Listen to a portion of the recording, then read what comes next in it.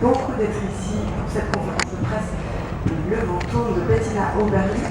Quelques petits détails, cette conférence de presse a donc lieu en français. Vous avez une traduction vers l'anglais et vers l'italien, aussi pour les questions, toujours dans les deux sens. J'ai eu quelques instructions. Il faudrait qu'on choisisse une seule langue et qu'on garde, c'est pour moi, qu'on garde la langue dans laquelle on parle. Donc, parce que sinon, les traductions doivent changer de canal, etc. Donc, bienvenue pour Le Ventourne qui est présenté ici sur la Piazza ce soir en première mondiale. C'est un film de Bettina Oberli qui est ici. Je vais vous présenter un peu les gens sur cette table, après je vous laisse la parole. Bettina Oberli est ici pour la deuxième fois sur la Piazza Grande. Elle est venue aussi également dans le jury l'année dernière. Elle a étudié le cinéma à Zurich. Son premier film In Lordville a été la Gagné Pilote en 2004 et Die Herzogsplosen en 2006. Elle était justement sur la Piazza et a été un des succès publics de l'histoire du cinéma suisse. Elle a également travaillé dans le théâtre, écrit des séries et dirigé des séries télévisées. Et son dernier film c'était Private Backing en 2017. Bienvenue Bettina. Nous avons aussi deux actrices avec nous, ici Mélanie Thierry, qui interprète, comme vous l'avez vu, Pauline, qui a une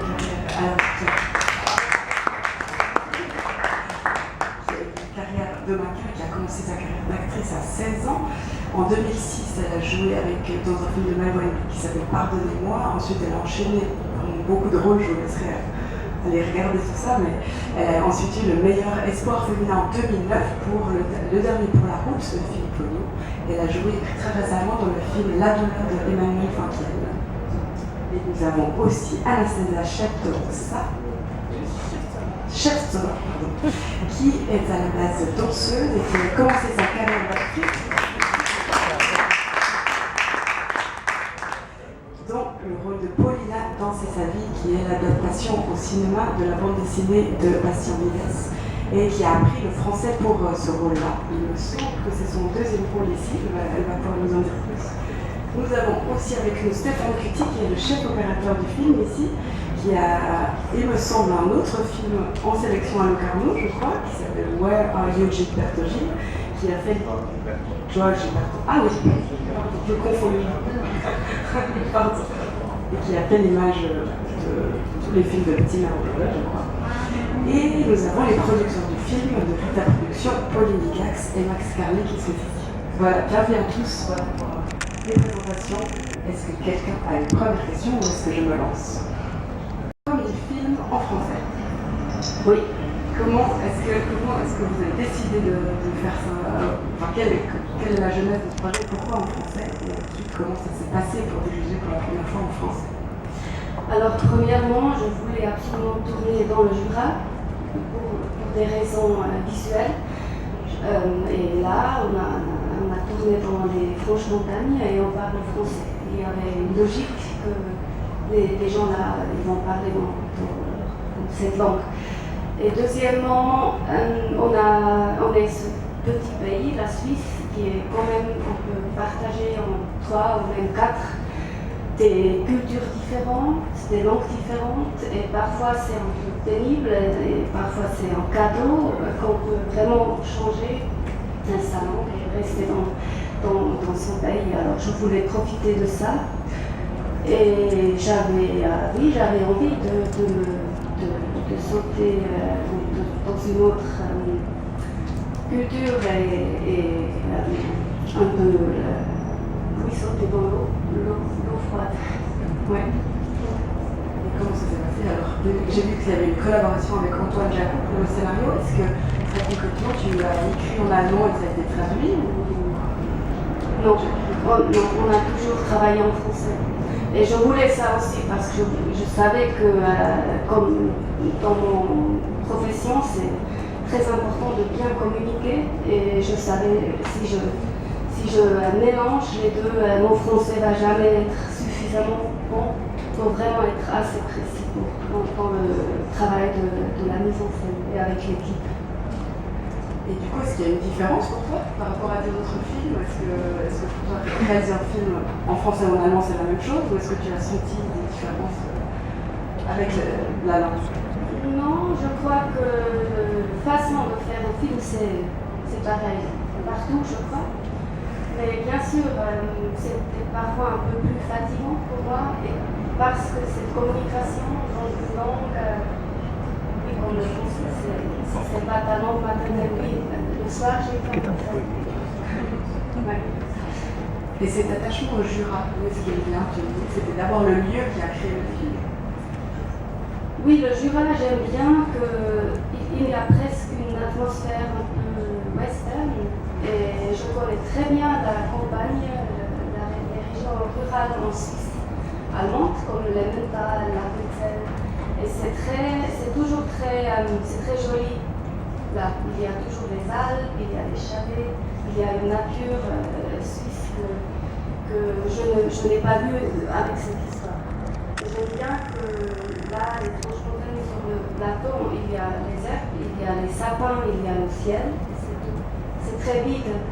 Et j'avais envie de raconter une histoire avec beaucoup de choses qui arrivent dans cette vaste paysage. Ouais. Il y a des questions. I like that you bring your director of photography here because it's very rare that directors bring to the press conference director of photography. And how much is important for you photography in your film? En français oui, le cinéma, c'est visuel. C'est ça qui signifie le cinéma. Et pour ça, c'est bien sûr très, très important. Chaque film, c'est important dans chaque film pour moi. Parce que c'est que dans le cinéma qu'on peut vraiment travailler avec les images. Et on fait la transformation d'un texte dans des images et c'est un processus que j'adore faire et pour ça, il y a beaucoup de valeur. Du coup, Stéphane, vous voudriez nous parler de comment vous avez préparé l'image de ce film? Quelles ont été vos inspirations? Comment vous avez collaboré les deux? Oui, alors c'est notre 5e long métrage commun, c'est pas mal. On travaille d'une façon, on essaye en général, ça évolue au cours du temps, mais de trouver un concept visuel, on cherche, on part de la thématique, de quoi parle le sujet, et on essaye à chaque film de trouver le langage pour le film. Et comme les films de Bettina sont les comédies, il y a des films assez différents les uns des autres, c'est d'autant plus intéressant chaque fois d'essayer de se réinventer. Et de trouver l'évolution des couleurs, le rapport au personnage dans la préparation, ensemble.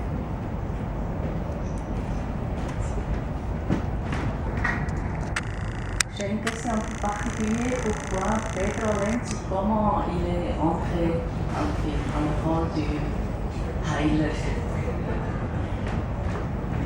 C'est l'idée de notre productrice.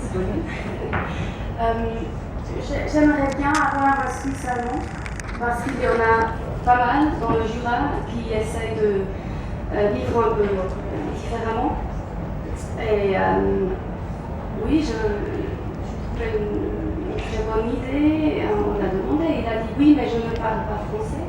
Et il était un peu traumatisé parce que dans le Goli, il a parlé français, il a dû jouer en français et on a dû changer sa voix après. Et il a dit non, je ne peux pas. Et il m'a dit non, mais tu es un Suisse allemand qui habite là, qui essaie de. Oui, c'est un Heiler et je l'ai vu comme ce personnage très vite. Et c'est sa voix originale. Mais il a beaucoup répété.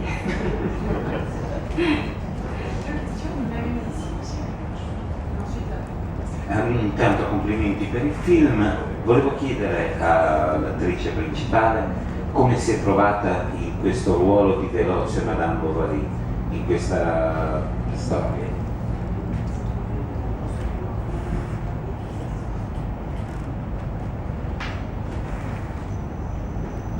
C'est étonnant comme on peut avoir le sentiment de trouver une liberté comme ça dans son jardin d'Éden et de se dire qu'on a une idée comme ça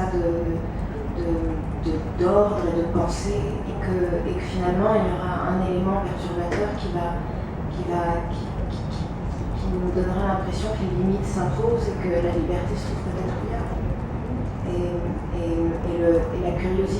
dire qu'on est peut-être bien dans cette vallée, mais que l'extérieur du monde n'est pas forcément un ennemi et qu'il faut aller se confronter aussi à un inconnu, puis ça prend du temps de faire connaissance avec soi. Alors c'est en tout cas, l'étranger qui arrivera lui permettra de faire mieux connaissance avec elle-même.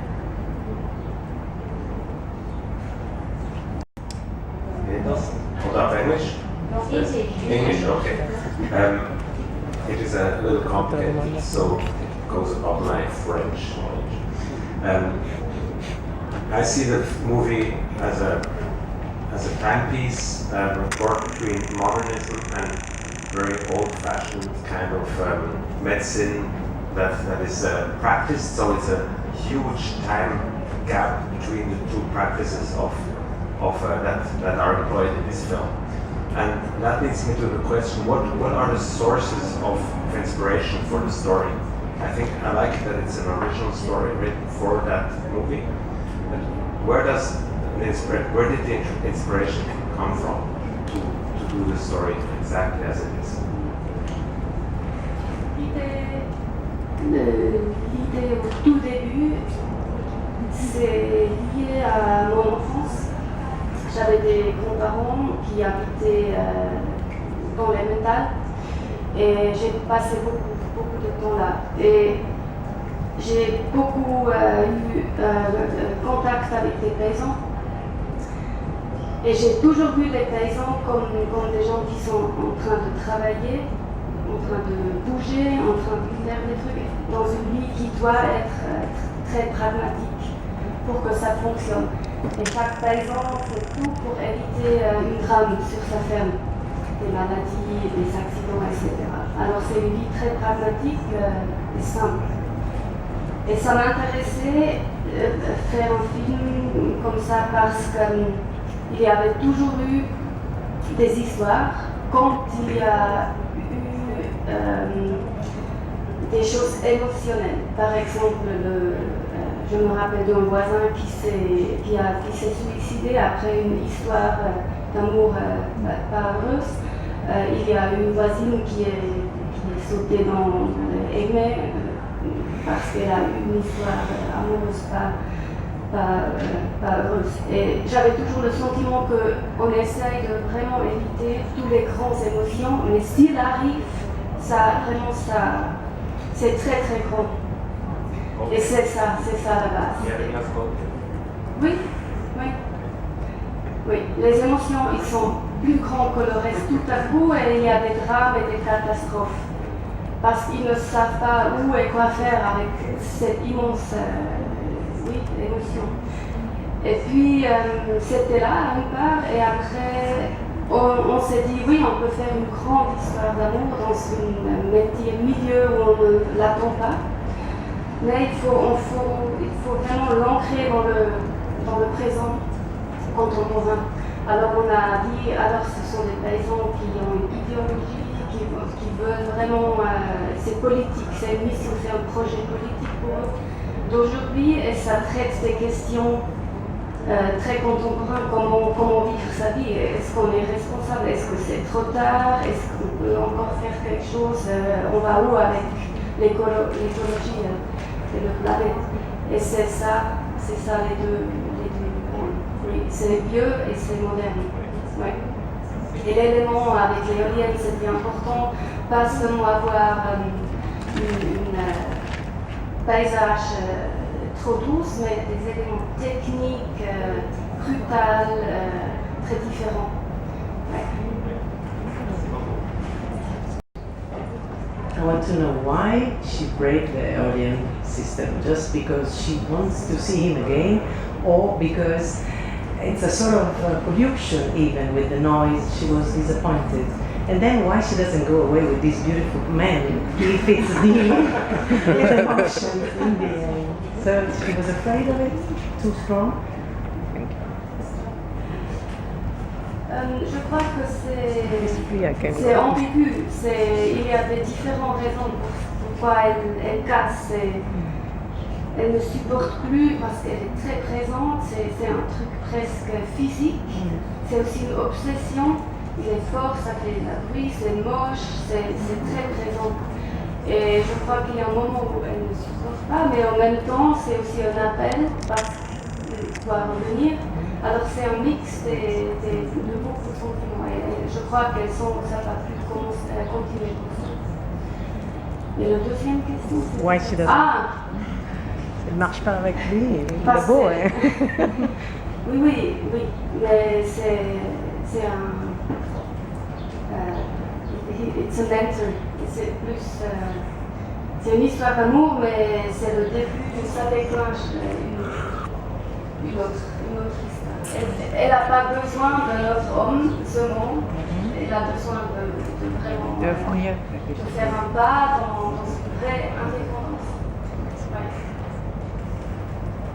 C'est une question pour les actrices qui ont la chance de vous suivre là.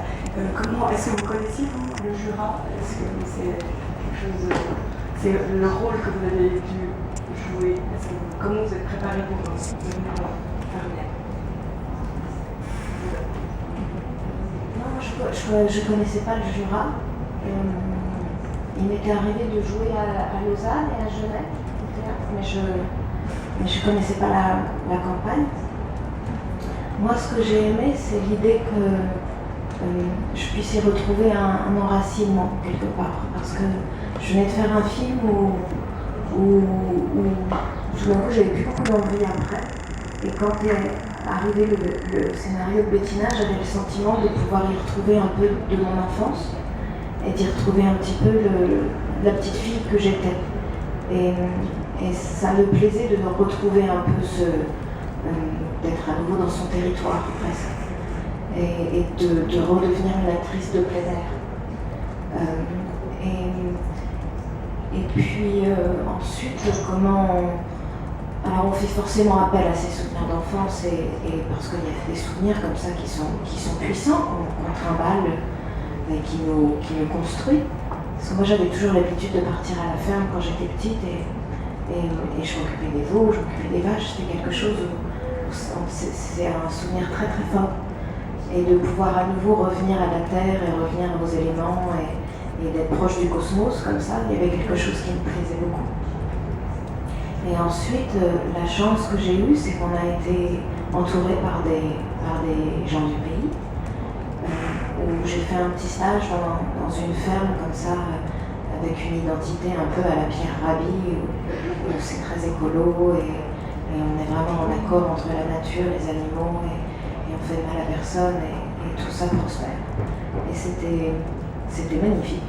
Ces gens étaient absolument admirables.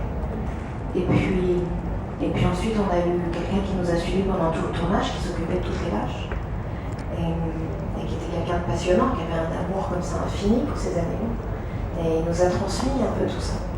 Et c'était passionnant d'avoir le sentiment, en tout cas, pendant un temps, qu'on nous laisse reprendre un peu d'oxygène.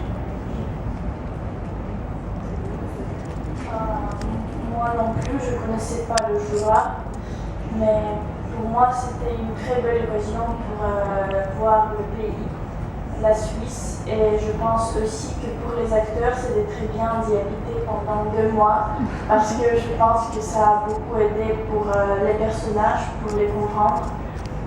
Et c'était absolument génial de jouer avec les animaux et la nature.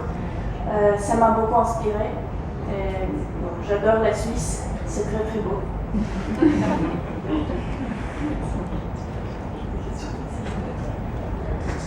Ha già accennato prima, la natura nel suo film è solo apparentemente bucolica, in realtà nasconde la morte, quindi volevo sapere un po' come ha sviluppato questo aspetto.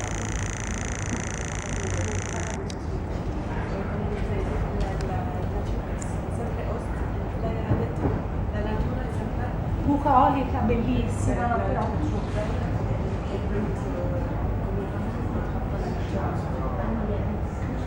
pour moi, la nature n'est pas que belle, elle est aussi cruelle.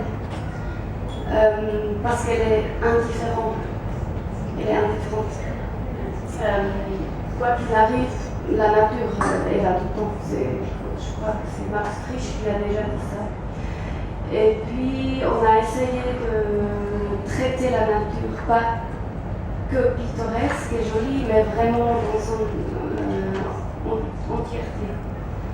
Et aussi pour travailler dans le visuel, on a dit que c'est bien si on montre chaque élément. On a la pluie, on a l'eau, on a beaucoup de la terre, on a l'air, on a le vent et on a le feu. Et c'était aussi un peu le guide visuel pour nous de traiter la nature dans sa complexité. Et pour moi, mon rapport, c'est vraiment, j'aime beaucoup la nature. J'adore les arbres, ça tout est bien, mais je sais que la nature est cruelle aussi.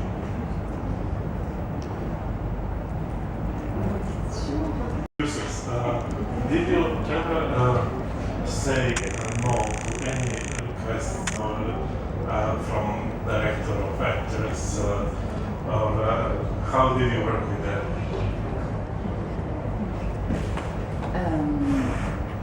Je réponds en français ? Oui.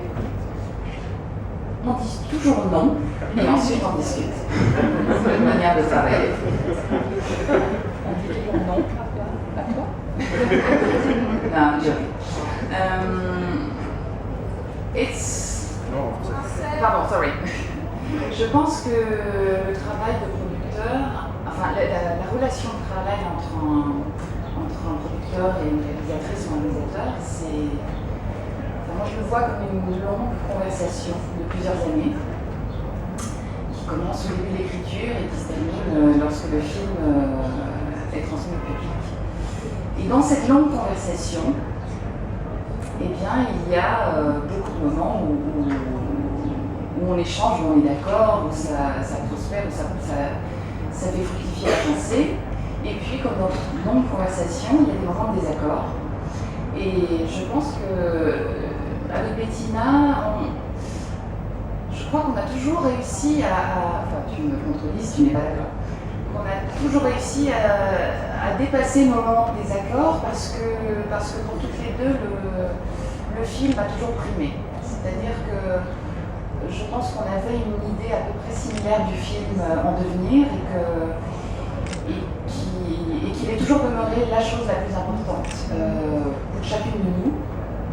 Et donc voilà, donc on ne dit pas forcément non, mais on ne dit pas toujours oui.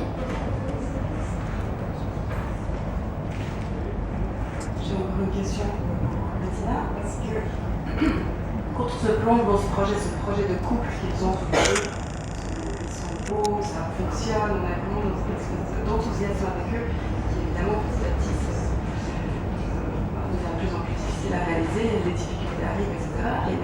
Mais je me demandais de ton côté, on pourrait dire c'est un film écologique, c'est un projet de vie, mais aussi c'est une tendance en 2018 d'aller vers l'écologie, évidemment, etc., la protection de la nature, et finalement, c'est quelque chose que tu dénonces aussi dans la façon dont ça devient extrême, c'est-à-dire qu'on veut s'ouvrir sur le monde en se refermant sur soi-même.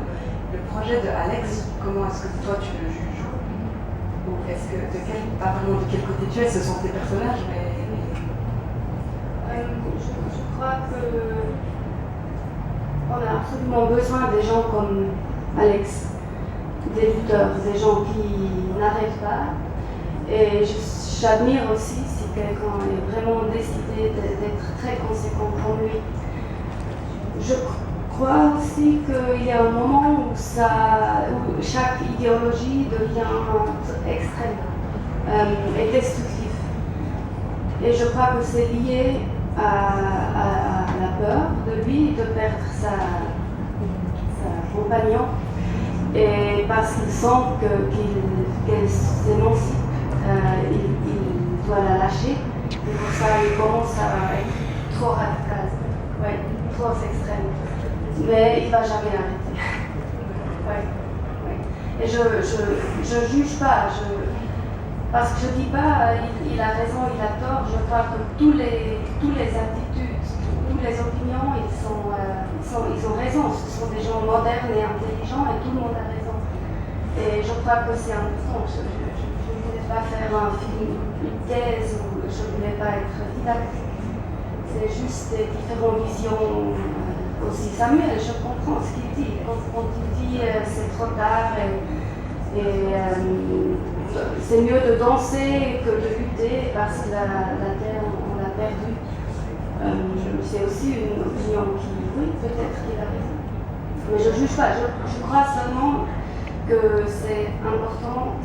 On ne sauve pas la planète en s'enfermant et construire sa petite monde saine, propre, idéologiquement parfaite. Ça, je ne crois pas. Je crois à l'ouverture. Et si on élargit cela à la relation homme-femme, je dis c'est quand même l'émancipation d'une femme, est-ce que tu as voulu que cet homme enferme, en fait, en l'occurrence c'est dans un projet écologique, mais est-ce que c'est aussi quand même un homme qui enferme un petit peu sa femme? Pour toi, est-ce que c'est un film féministe sur l'émancipation féminine ou il se trouve que c'est un projet écologique? Comment est-ce que tu as pensé? Je crois qu'il n'enferme pas vraiment, mais elle vit un peu sa vie. Sa mission, elle commence à douter si c'est vraiment sa mission. Et s'il y a un enfermement, peut-être que c'est là, mais c'est pas, il n'est pas méchant. C'est seulement qu'il y a son opinion et elle doit encore développer sa propre. Et c'est là où elle s'évance. Peut-être un mot sur la musique encore, si vous pouvez peut-être soit les producteurs nous parler de la musique du film. Le choix de Arnaud Bettini et comment c'est intégré au film. Oui, j'y vais.